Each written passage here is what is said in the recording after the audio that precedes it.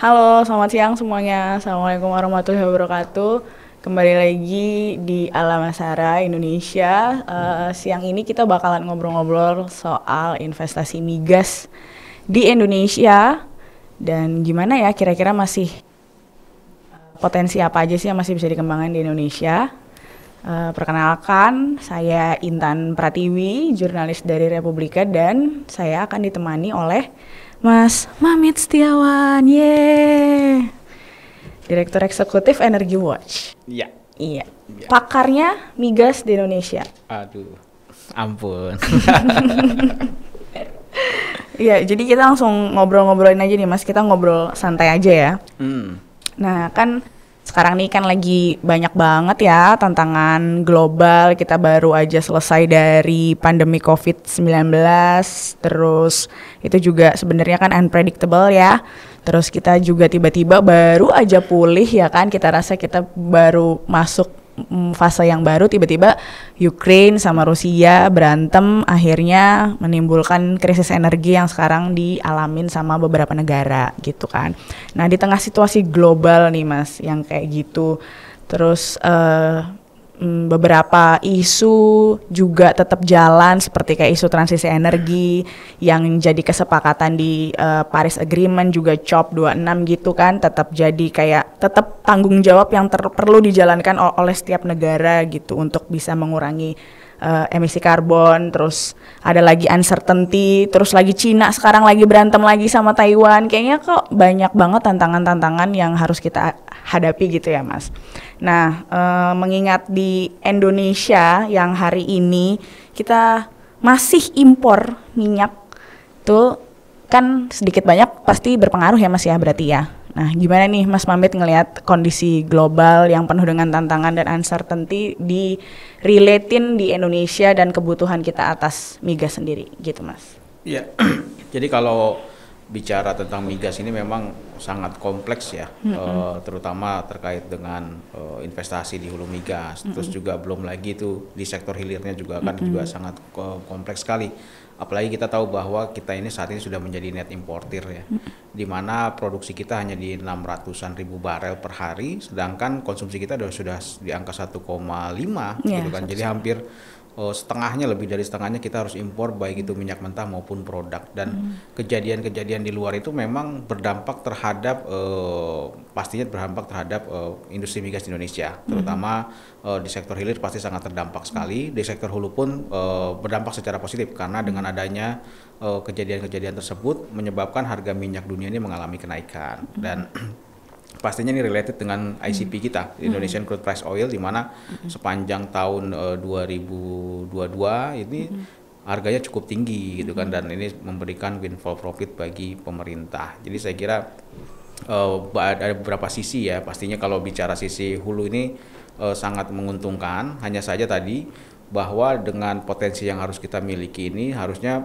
kita bisa mengoptimalisasi produksi kita sehingga paling tidak target lifting yang ditetapkan di dalam APBN ini bisa tercapai. Tetapi ternyata aktualnya sampai saat ini kita masih di bawah daripada target yang ditetapkan dalam APBN, sehingga ini sedikit banyak berdampak terhadap penerimaan negara, meskipun saat ini penerimaan negara sudah cukup signifikan ya, cukup besar di sektor, baik itu dari PNBP di sektor migas maupun dari pajak-pajaknya. Tetapi di sektor hilir ini ternyata menjadi tantangan tersendiri gitu kan ya, karena memang akhirnya berdampak terhadap harga BBM dan juga pastinya berdampak terhadap beban subsidi maupun beban kompensasi yang harus dibayarkan negara kepada badan usaha, dalam hal ini Pertamina.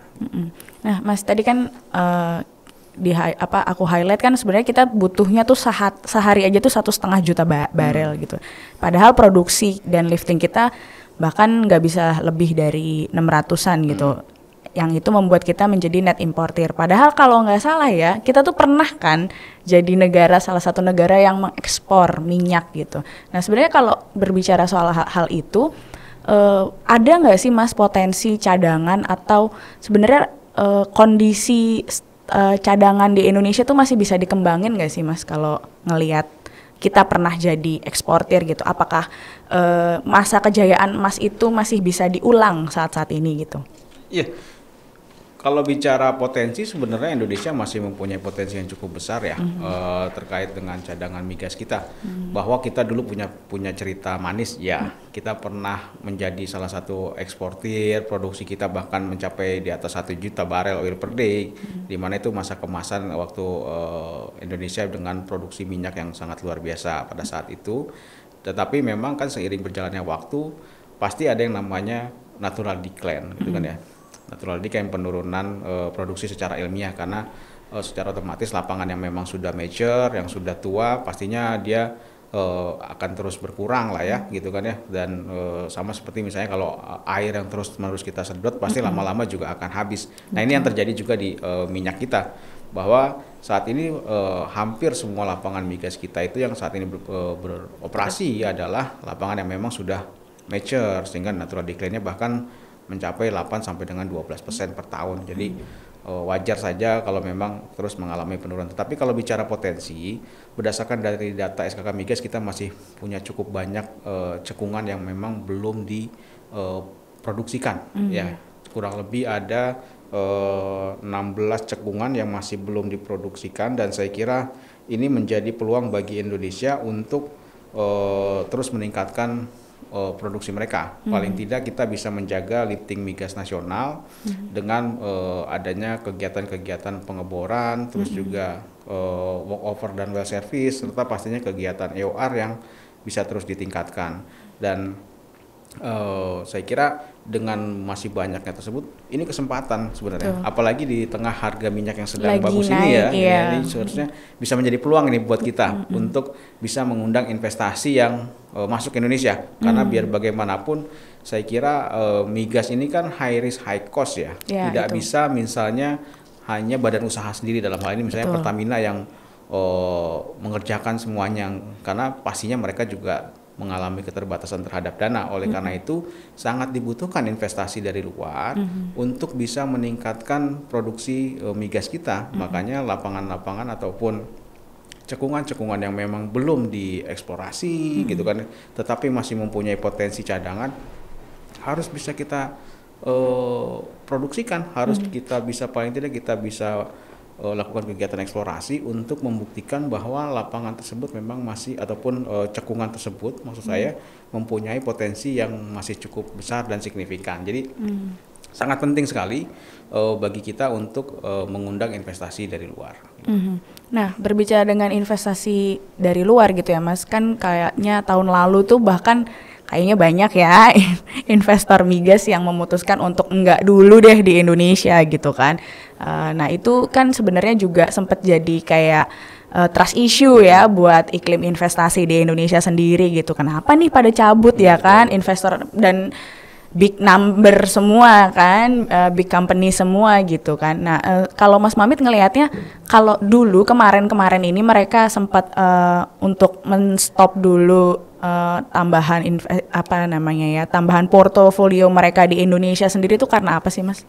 Ya pastinya banyak pertimbangan ya, apalagi perusahaan-perusahaan besar yang saya kira sudah mempunyai pengalaman lah ya, dan sudah mempertimbangkan mengenai sisi bisnis mereka.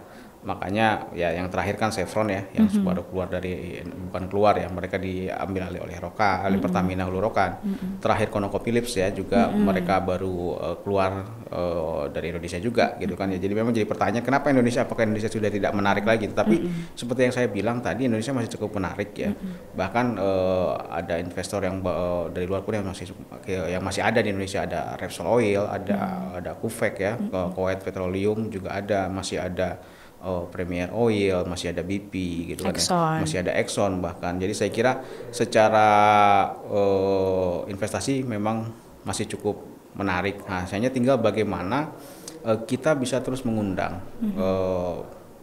investasi di Indonesia. Karena kalau berdasarkan penelitian dari Fraser Institute Petroleum, peringkat Indonesia pada tahun 2018 untuk kemudahan investasi ini berada di 78 dari 80 negara. Jadi kan memang sangat rendah sekali gitu kan ya. Dan ini menjadi pertanyaan bagi kita, kenapa ini bisa terjadi gitu kan ya.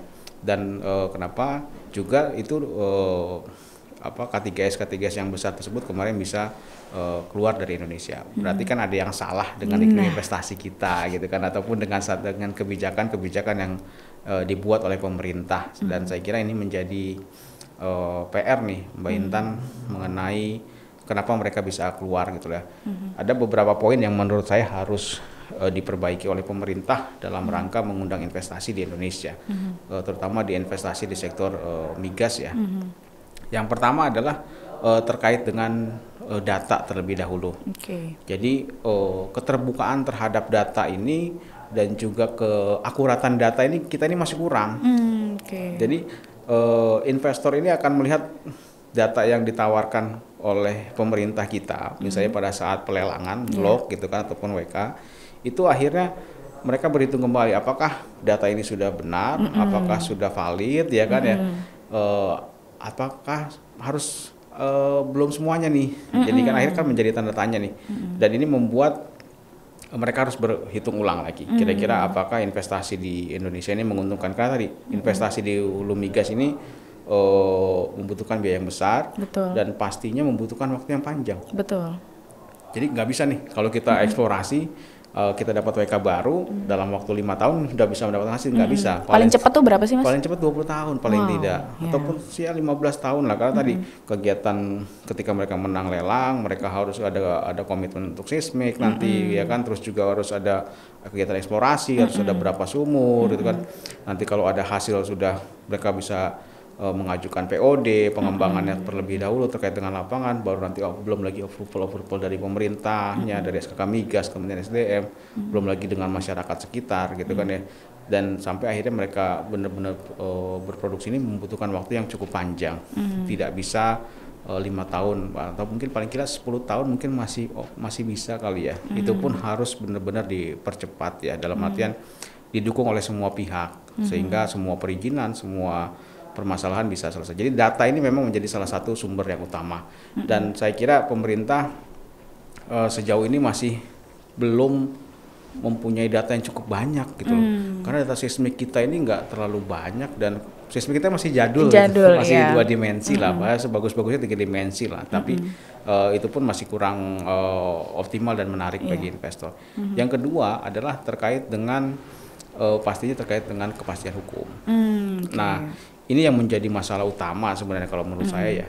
Kenapa saat ini itu kan kita tahu bahwa yang namanya orang berkontrak pasti maunya firm. Betul. Ya kan ya. Apalagi jangka panjang tadi ya. Mereka udah berinvestasi banyak ya kan, terus juga tiba-tiba ada perubahan kontrak di tengah jalan. Akhirnya kan ini menjadi satu hal yang salah menurut mereka.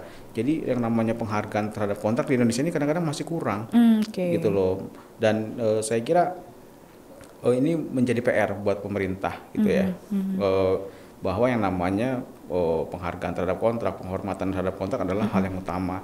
Jadi komitmen pemerintah terhadap kontrak ini ya memang harus dilakukan, gitu loh. Dan tidak bisa serta-merta ganti menteri, ganti pemerintahan, ganti kebijakan. Nah, ini kan akhirnya bikin investor ragu gitu loh. Nanti ini jangan-jangan 5 tahun menterinya ganti, kebijakannya berubah lagi, ya kan? Apa yang sudah kita tanam di sana tiba-tiba bisa berubah lagi. Ini kan jadi salah gitu kan. Selain itu juga kita tahu bahwa revisi Undang-Undang Migas nomor 22 tahun 2021 ini kan sampai saat ini masih belum selesai. Betul. Padahal ini menjadi salah satu kunci untuk menarik investasi terkait tadi dengan adanya kepastian hukum, terutama posisi SKK Migas. Betul. Karena kan saat ini posisi SKK Migas hanya ditentukan dalam peraturan presiden yang anytime bisa dibubarkan. Bisa dirubah dan bisa dibubarkan. Betul. Nah, ini yang saya kira menjadi salah satu kendala lagi itu dari tadi posisi SKK Migas dari sisi hukumnya seperti apa. Dan tanpa adanya perubahan seperti saat ini, adanya penguatan lembaga di sektor hulu migas, terlepas nanti apakah SKK Migas akan menjadi BUK gitu kan, ataupun akan menjadi tetap seperti ini paling tidak yang kepastian hukum ini harus ada. Dan kalau tidak ya target kita nanti akan 1 juta barel ini agak sulit dicapai pada 2030 ya, karena tadi tidak adanya kepastian hukum. Itu terkait dengan penghormatan terhadap kontrak ya, ataupun terkait dengan adanya kepastian hukum tersebut. Yang ketiga adalah terkait dengan fiscal term kita. Fiscal term. Ini jadi masalah juga sebenarnya. Betul. Karena tadi teman-teman investor ini kan butuhnya satu kebijakan fiskal yang memudahkan mereka ya, dalam artian begitu. Tetapi kadang-kadang pemerintah membuat satu kebijakan yang justru kontraproduktif, ya kan? Dan akhirnya mereka jadi mikir lagi nih buat masuk ke Indonesia, gitu kan ya. Ini sangat disayangkan sekali. Tetapi saya kira ini menjadi PR dari Kementerian Keuangan lah ya, untuk memberikan fiscal term yang menarik ya. Jangan sampai kita kalah sama sama Malaysia misalnya, sama Vietnam, ya kan. Kalau misalnya kayak Malaysia, Vietnam itu mereka gimana sih Mas? Kalau misalnya menawarkan atau misalnya skema apa sih yang mereka tawarkan sehingga mungkin lebih firm gitu bagi kacamata investor? Mereka biasanya kalau kita belajar dari Malaysia sebenarnya sama, tetapi mereka lebih tadi bagi hasilnya lebih jelas, terus juga masalah perpajakannya juga lebih jelas, gitu kan ya. Kemudahan investasinya juga lebih mudah lagi, apalagi Vietnam, mereka yang memang sekarang sedang gencar-gencarnya menarik investasi di sektor hulu migas mereka, gitu kan ya. Dan justru lebih menguntungkan di sana tadi terkait dengan bagi hasilnya bisa menjadi lebih besar di sana kalau dihitung-hitung gitu kan ya. Nah ini menjadi lebih menarik menurut saya bagi investasi di sana, dan ini jangan sampai kita kalah lah menurut saya, karena tadi kita masih punya potensi cadangan yang besar gitu kan. Kalau kita kalah sama mereka ya sudah, kita akan selalu seperti ini, kita akan menjadi net importer. Bahkan diprediksikan kalau tidak ada penambahan di 2060 itu kita hanya produksi sampai 100-an ribu gitu kan ya. Terus konsumsi kita sudah di atas 2 juta. Jadi kan benar-benar jadi benar-benar net importer. Udah nggak bisa ngapa-ngapain lagi. Kita benar-benar tergantung terhadap kebutuhan atau terhadap produk dari negara luar gitu kan ya, terhadap produk-produk dari luar negeri. Nah, ini yang terus yang ketiga adalah adalah terkait dengan yang namanya kemudahan izin berinvestasi. Meskipun saat ini kita sudah mempunyai namanya sistem OSS, ya kan, tetapi aktualnya ternyata perizinan untuk di sektor hulu migas ini masih banyak. Masih panjang sekali. Berapa poin tuh, berapa layer tuh? Itu dia, ya. Jadi kalau misalnya teman-teman mau berinvestasi ke Indonesia itu tidak hanya sekedar mendaftar melalui OSS misalnya. Aktualnya mereka harus ke kementerian terkait, ke lembaga terkait, bahkan ke pemerintahan daerah, ke Pemda terkait semua. Jadi tidak berjalan seperti apa yang diharapkan OSS ini gitu. Dan saya kira ini menjadi PR dari Kementerian Investasi ya, yang mengurusi OSS ini, agar bagaimana sistem ini bisa terintegrasi. Ya, bahwa tidak hanya mendaftar di sana, akhirnya kita investor jalan-jalan ke mana-mana untuk mengurus ini, karena akhirnya take a time gitu kan ya. Dan ini membuat investor kita Indonesia masih belum berubah gitu kan. Kultur sowannya masih banyak ya. Jadi memang mesti diperbaiki gitu kan ya. Berlapis-lapisnya panjangnya sistem birokrasi perizinan ini saya kira harus segera diperbaiki. Nah, yang terakhir yang menjadi masalah adalah terkait dengan masalah pemerintahan ataupun isu-isu sosial di daerah gitu kan ya. Jadi kita tahu bahwa isu sosial di daerah ini kan masih banyak ya. Dengan adanya otonomi daerah, maka meskipun tadi saya bilang sudah OSS, tetapi yang namanya raja-raja baru di daerah ini masih ada gitu kan. Dan seringkali ini menghambat terhadap investasi gitu loh. Tadi kultur sowannya ini kan masih ada gitu kan ya. Akhirnya membuat ya investor kita agak sulit gitu loh. Belum lagi misalnya ada isu sosial di masyarakat. Ketika misalnya investasi migas mau masuk nih, mereka mau melakukan pengeboran, mau pembebasan lahan dan lain-lain, ada demo, ya kan, ada demo masyarakat, nggak boleh masuk. Itu kan sudah bicara keamanan, ya kan, terus juga kenyamanan berinvestasi seperti apa, ya kan. Belum lagi misalnya ada illegal tapping yang lain ataupun bahkan ada illegal drilling gitu kan ya, dan ini merugikan gitu loh. Ini nih isu-isu lokal, isu-isu daerah ini yang bisa menjadi investasi. Satu lagi yang mesti itu terkait dengan isu lahan. Oh iya, betul. Isu lahan pun sama gitu kan ya. Sikut-sikutannya ikut dan tadi bukan cuma di antar pemerintah daerah, kadang-kadang antar lembaga itu sama. Betul. Ya kan. Rebutan ini lahannya mana ya, betul. kementerian mana ya, atau jadi inilah rumitnya berinvestasi di Indonesia saya kira. Iya, oke. Dan kenapa tadi Fraser Institute itu membuat Indonesia berada di peringkat 78 dari 80 negara gitu kan ya. Karena memang apa ya, saya bilang susah berinvestasi di Indonesia. Orang kita mau ngasih duit, ngeluarin duitnya banyak gitu loh. Tapi kok gue harus capek juga ya kan? Coba bisa nggak sih lo-nya aja yang bener. Padahal kita butuh loh. Kalau betul kita sangat membutuhkan investasi. Saya bilang tadi tidak bisa ini semua diserahkan ke Pertamina. Ataupun ke BUMN kita lah ya. Di sektor hulu migas kan saat ini cuma ada Pertamina dan anak usahanya. Dan anak usahanya. Tapi mereka juga harus menjalankan fungsi PSO di sektor hilir, ya kan? Bebannya juga double, beban ganda sebenarnya. Betul, ini yang memberatkan bagi Pertamina. Makanya mereka kadang-kadang masih mencari partner ya, mesti dalam pengelolaan blok Mahakam misalnya saat ini pun saya kira mereka masih mencari partner, ya kan? Rokan pun mereka masih mau mencari partner sepertinya, cuma ya tadi isu-isu nasionalisme dan lain ini kan kadang-kadang suka rame juga ya. Betul. Kita dalam artian gini, kita susah-susah mendapatkan blok Mahakam, ya kan? Susah-susah mendapatkan blok Rokan. Kenapa harus digandeng sama yang lain sih? Padahal kita mampu. Ya, kadang-kadang isu itu ada. Tapi ya tadi kita pahami juga bahwa sebenarnya beban bagi Pertamina ini juga cukup besar gitu loh. Dan ini ya tidak menjadi common issue di masyarakat kita bahwa kolaborasi dan kerjasama dalam investasi itu bukan hal yang tabu gitu, meskipun kita sudah mendapatkan. Betul. Ini makanya kita, nah dengan adanya acara ini, podcast ini mungkin nanti kita bisa mengedukasi masyarakat bahwa Pertamina tidak bisa sebenarnya berjalan sendirian dan mengelola seluruh blok yang ada di Indonesia hanya dengan kata semangat nasionalisme.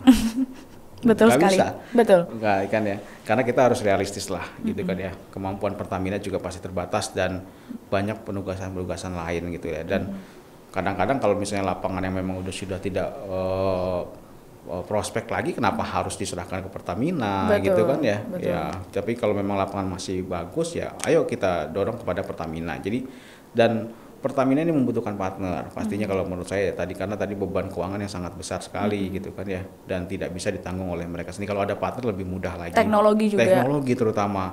Teknologi ini sangat penting sekali. Dan ya kalau kita bicara blok Rokan misalnya kan di situ ada teknologi EOR ya, dan ya ini menjadi salah satu kunci karena lapangan migas kita sudah mature tadi. Saya bilang adalah bagaimana EOR ini menjadi salah satu upaya untuk meningkatkan produksi kita gitu kan. Jadi kan dibutuhkan teknologi. Nah, tanpa teknologi ini tidak akan berjalan gitu loh. Meskipun teknologi dalam negeri sudah ada gitu, tapi paling tidak kita masih membutuhkan juga teknologi-teknologi dari luar yang memang bisa lebih proven dan pastinya bisa lebih menguntungkan gitu. Jadi kita bisa memberikan edukasi nih ke masyarakat ya, bahwa industri migas ini high risk dan high cost, tidak bisa ditanggung sendiri oleh badan usaha, dalam hal ini Pertamina. Perlu kerjasama dengan pihak lain dan itu pun dibutuhkan investor masuk ke Indonesia. Susah-susah nih kita mengundang investasi ya, susah-susah kita mengundang investor ke Indonesia, nggak mudah. Pemerintah sampai harus jalan-jalan keluar, menawarkan roadshow untuk menawarkan blok-blok ada investasi di Indonesia. Tetapi ketika mereka masuk dan dihadapkan oleh peliknya permasalahan investasi di Indonesia, akhirnya mereka akan angkat tangan. Lebih baik saya keluar dulu deh. Sama kalau misalnya belum terlalu bagus di segi investasi di Indonesia, ya saya agak sulit untuk masuk gitu kan ya. Nah ini yang saya kira benar-benar menjadi tantangan lah buat pemerintahan saat ini. Kalau dari sederet tantangan itu kan memang banyak gitu ya Mas ya. Cuman kan kalau kita berbicara pemerintah, maka upaya yang paling logis untuk dilakukan pemerintah itu kan adalah menjamin kepastian hukum yang tadi Mas Mamit bilang di poin kedua gitu kan. Di satu sisi kita juga lagi sama-sama nunggu revisi undang-undang migas gitu. Isinya apa? Terus abis itu nanti apakah itu benar-benar menarikkah buat investor seperti itu. Nah, kalau Mas Mamit menurut Mas Mamit, kalau dengan adanya dengan adanya undang-undang migas yang baru gitu, apakah itu sudah jadi bisa mendorong investor untuk benar-benar yakin gitu? Ya, saya kira ini bisa menjadi kunci, ya kan. Tadi ada 3 yang bisa menjadi kunci. Pertama adalah terkait dengan kepastian hukum, ya. Yang kedua adalah tentang fiscal term, ya kan. Yang ketiga adalah terkait dengan masalah perizinan pastinya, kemudahan perizinan tadi. Nah, ketika satu ini sudah terurai, revisi Undang-Undang Migas sudah disahkan misalnya, dan kita sudah bisa menganalisa akan dibawa kemana industri migas kita. Nah, investor juga sudah melihat adanya kepastian hukum. Saya yakin kita akan bisa menarik investasi di Indonesia. Tetapi tadi tidak bisa berdiri sendiri, harus didukung tadi fiscal term-nya, harus juga didukung oleh yang namanya tadi kemudahan berinvestasi ataupun kemudahan perizinan, gitu kan. Kalau ini sudah bisa berjalan, saya kira mudah-mudahan no issue lah, gitu kan ya. Potensi-potensi cekungan yang tadi belum diproduksikan, dieksplorasi, ini bisa kita lakukan kembali gitu loh. Dan ini menjadi tugas kita bersama lah untuk mengawal agar revisi Undang-Undang Migas ini bisa segera disahkan, paling tidak oleh DPR dan pemerintah, meskipun tahun ini tidak masuk ke dalam prolegnas ya, tetapi Undang-Undang Migas ini mempunyai satu kekhususan sendiri karena dia dianulir karena memang berdasarkan keputusan MK. Jadi pada seharusnya at any time teman-teman di Komisi 7 dan pemerintah bisa melakukan pembahasan terhadap revisi Undang-Undang Migas ini tanpa harus masuk ke dalam prolegnas. Nah, tantangan yang lain saya kira tadi seperti yang Mbak Intan bilang bahwa sekarang ini sudah menuju ke arah transisi energi gitu kan ya. Ini menjadi tantangan tersendiri global, semuanya sudah mencoba beralih kepada energi terbarukan yang lebih green gitu kan, dan saya kira industri migas harus beradaptasi dengan keadaan saat ini gitu kan ya. Dan semua harus kita coba perlahan-lahan untuk lebih ramah lingkungan. Tetapi saya kira industri migas pun tidak serta-merta hilang. Betul. Meskipun kita sudah green energy gitu kan ya. Karena kenapa? Yang akan hilang itu kan adalah lebih kepada pengurangannya. Tapi kalau misalnya crude oil kita ini kan saya kira akan selalu ada nih. Dan tetap dibutuhkan sebenarnya. Tetap dibutuhkan karena semua hampir rata-rata produk ya yang kita gunakan, baju ataupun bahkan obat-obatan semua itu berasal dari minyak mentah yang diolah di dalam dengan menggunakan petrokimia atau kan, dan jadi saya kira ini akan tetap ada. Industri migas saya kira tidak akan berakhir gitu kan ya, tidak ya, walaupun semua sudah mengarah ke sana, tetapi paling tidak industri migas masih memberikan peranan yang sangat besar ya. Malah justru memberikan multiplier efek ya Mas, karena jadi lebih diolah, lebih bermanfaat lagi gitu. Betul kan, sekali, betul. Itu sangat memberikan manfaat lah ya. Dan saya kira sampai sejauh ini negara kita masih bergantung terhadap industri migas karena tadi PNBP kita juga sangat luar biasa, sangat besar sekali, dan multiplier efeknya juga sangat luar biasa menurut saya industri migas ini. Jadi green energy ini memang keniscayaan, ya kan, tetapi industri hulu migas saya kira tetap akan berjalan dengan menyesuaikan kondisi-kondisi yang ada, ya kan. Saat ini pemerintah rata-rata K3S sudah mulai berpikir bagaimana menggunakan carbon capture, ya kan. Terus juga mereka sudah menggunakan solar panel sebagai salah satu upaya untuk listrikan mereka gitu kan ya. Jadi semuanya sudah akan menyesuaikan saya kira. Tapi ini menjadi tantangan tersendiri sih ke depannya, karena tadi di negara-negara global, di negara-negara luar sana, bahkan di dunia perbankan sudah mengurangi investasi atau mengurangi pendanaan ke energi fosil mereka. Jadi saya kira ini menjadi PR sebenarnya, menjadi tantangan tersendiri. Nah, oleh karena itu saya kira mumpung trennya belum ke arah sana secara maksimal, ayo pemerintah ini harus sadar nih, kita harus bisa cepet-cepetan nih dengan waktu untuk mengejar investasi masuk ke Indonesia, gitu loh. Jangan sampai nanti kita terlambat ya. Akhirnya kita tidak bisa optimal memaksimalkan potensi alam yang kita miliki. Gitu. Masih ada 16 cekungan tapi nggak bisa dipakai karena keburu ganti green semua. Nah itu dia, akhirnya apa? Ya ini aja menjadi cerita sukses masa lalu. Sama seperti halnya cerita sukses kita pernah memproduksi 1 juta barel. Sama halnya seperti kita pernah menjadi anggota OPEC, ya kan. Itu kan hanya cerita manis masa lalu yang akhirnya hanya kita bisa ceritakan kepada anak cucu kita, tapi mereka tidak mengalami. Nah, ini menjadi PR sendiri buat kita nih, ya Betul, kan. betul.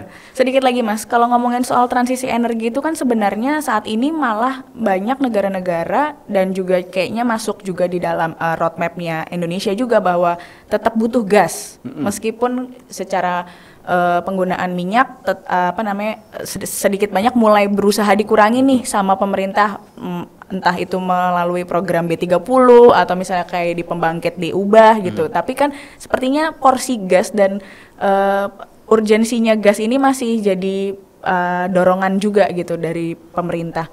Menurut Mas Mamit gimana? Ya, justru bicara transisi, gas ini sebenarnya yang benar-benar transisi. Betul. Ya kan, tidak serta-merta ketika kita transisi dari energi fosil langsung ke green energi dengan solar panel ataupun dengan geothermal ataupun dengan tenaga angin, tenaga air, pembangkit tenaga angin, tenaga air semua.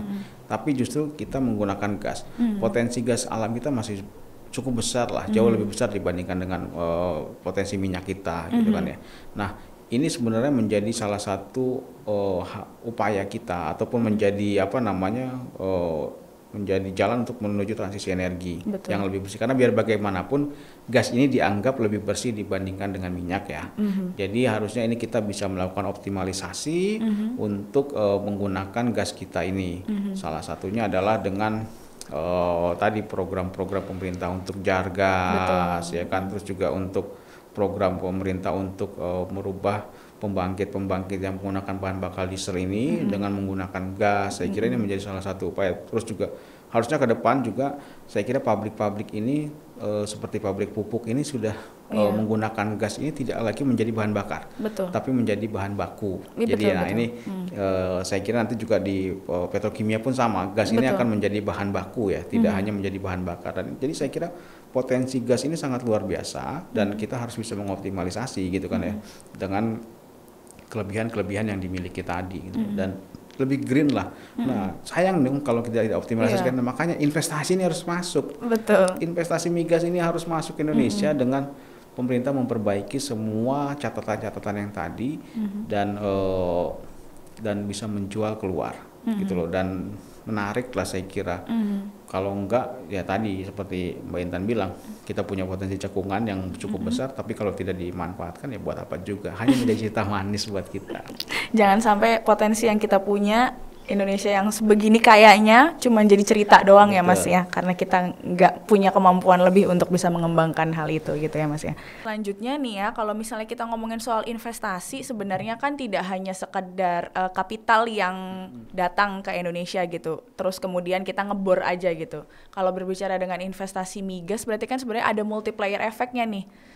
Ketika investor masuk ngasih duit, kan sebenarnya nggak cuma duit itu aja, misalnya katakanlah berapa miliar dolar itu aja, tetapi kan sebenarnya punya efek lagi dengan kapital yang itu kita bisa mengolahnya untuk jadi pendapatan dan malah mungkin jadi pendorong ekonomi ya Mas ya. Nah, kalau Mas ngelihatnya kalau di industri hulu migas sendiri itu seberapa banyak dan seberapa besar sih Mas multiplier efeknya? Ya, jadi memang multiplier efeknya sangat besar sekali ya. Ketika investasi masuk, pastinya dibutuhkan tenaga kerja yang saya kira sangat banyak. Dan tadi industri hulu migas ini kan industri yang high risk dan high cost ya, serta high teknologi pastinya, gitu kan ya. Jadi tenaga kerja yang dibutuhkan ini adalah tenaga kerja yang memang mempunyai pengalaman, yang mempunyai expert di bidangnya, tidak bisa sembarang orang untuk masuk ke dalam industri hulu migas. Misalnya mereka tidak punya pengalaman gitu kan ya, dan tidak pernah ikut training, dan ini bisa berbahaya karena tadi ini high risk sekali, bisa menyebabkan terjadinya kebakaran ataupun terjadinya insiden ketika mereka sedang bekerja. Oleh karena itu saya kira pengembangan sumber daya manusia ini juga sangat penting sekali dan sangat dibutuhkan. Gitu. Oleh karena itu saat ini kan banyak sekali perusahaan-perusahaan yang memberikan training kepada calon tenaga kerja di sektor hulu migas gitu kan ya, yang memberikan edukasi, terus juga pelatihan-pelatihan yang memang menambah skill daripada pegawai ataupun calon pegawai yang akan bekerja di industri migas. Jangan sampai nanti ketika mereka masuk mereka tidak mempunyai pengalaman. Karena biasanya kalau kita kerja di industri hulu migas ini Mbak Intan, kita tuh harus punya sertifikat. Gitu, Ya, oke. jadi misalnya kalau kita ahli pengeboran, kita punya tuh sertifikat pengeborannya seperti apa gitu. Kalau kita ahli lingkungan ataupun HSSE, biasanya ada sertifikat yang dikeluarkan oleh lembaga ataupun badan pemerintahan terkait dengan sertifikat HSSE tersebut gitu lah. Jadi secara sertifikasi mereka punya gitu kan ya. Secara pengalaman juga mereka ada. Jadi ini akan menjaga yang namanya keberlangsungan pekerjaan secara aman gitu kan ya, baik dari sisi lingkungan, dari sisi sumber daya manusianya juga, dan pastinya dari sisi produksi mereka juga, produksi migasnya seperti apa. Karena saya biasanya begitu pengalaman saya, karena kan saya juga pernah bekerja juga ya di industri hulu migas, saya juga pernah jadi konsultan juga. Jadi memang salah satu syaratnya biasanya adalah kita menanyakan kepada calon pegawai itu punya sertifikat apa. Oke. License itu penting ya, License untuk itu proven penting, ya untuk bahwa proven. Betul. Dan kita benar-benar punya kapabilitas benar itu. kapabilitas untuk itu. Karena tadi jangan sampai nih misalnya sejelek-jeleknya amit-amit nih gitu kan ya, terjadi blowout misalnya di lokasi gitu kan. Nah, terus para pekerja di sana tidak memahami bagaimana cara mengendalikan blowout tersebut. Betul. Gitu kan ya. Bagaimana cara mematikan sumur. Nah, ketika mereka sudah punya training, mereka punya pengalaman, punya sertifikasi, mereka bisa bergerak cepat. Langkah apa yang harus dilakukan pada saat terjadinya blowout, terjadinya kick. Dan ini saya kira sangat penting sekali bagi lembaga-lembaga ataupun perusahaan-perusahaan yang memberikan pelatihan kepada calon pekerja di sektor hulu migas ini untuk paham tentang kondisi pengendalian terhadap kegiatan-kegiatan yang ada di kegiatan hulu migas nasional kita gitu. Jadi tidak sembarang orang saya kira. Kita nih kalau misalnya mau naik pesawat aja, naik helikopter nih, itu biasanya ada pelatihannya. Betul. Ada sertifikatnya namanya busyet gitu kan ya. Jadi kalau ada kecelakaannya seperti apa, kalau ada semuanya. Jadi benar-benar di hulu migas ini benar-benar dilatih lah kita. Tadi makanya saya bilang kapabilitas personilnya juga harus ada, ya kan, terus juga legalitasnya dalam artian sertifikasinya juga ada, kompetensinya juga pasti ada, dan pastinya kita semua harus memahami apa yang harus kita kerjakan gitu. Apalagi kan teknologi berkembang, berarti kan sebenarnya pengayaan harus terus dilakukan ya Mas, melalui dengan karena seiring berjalannya waktu pasti teknologi akan semakin canggih ya. Betul. Tidak justru akan makin mundur gitu kan ya. Kalau makin mundur nanti malah repot gitu kan ya. Kayak pemerintahan misalnya membuat satu kebijakan yang akhirnya mundur kan jadi repot sendiri gitu kan. Makanya kita harus bergerak maju, apalagi kita tadi punya program 1 juta barel di 2030 dan 12 BCF juga ada 2030. Ini dibutuhkan tenaga kerja yang sangat besar sekali. Investasi yang masuk juga akan sangat besar sekali. Saya kira multiplier efeknya juga akan semakin besar. Oleh karena itu nih Mbak Intan, kita menyampaikan kepada pemirsa semuanya bahwa ini industri migas akan memberikan lapangan pekerjaan yang sangat besar sekali. Yang akan banyak. Oleh karena itu pada mereka-mereka yang berminat untuk bekerja di industri hulu migas harus segera mengikuti kegiatan-kegiatan sertifikasi ataupun pelatihan-pelatihan ataupun training-training yang diadakan oleh lembaga, perusahaan ataupun apapun itu yang memang sudah terdaftar secara resmi, sehingga kemampuannya ada dan sertifikat itu jadi menjadi bahan utama untuk melamar pekerjaan gitu loh. Betul. Dan salah satunya Alam Alsara Indonesia sendiri ya Mas ya. Betul. Siap untuk membantu teman-teman di industri hulu migas untuk bisa mengasah dan menambah kemampuan dan kapabilitasnya. Oke, mungkin obrolan kita siang ini cukup sampai di sini, tapi tentu saja obrolan-obrolan lain tetap akan kita hadirkan terus di Alam Alsara Indonesia.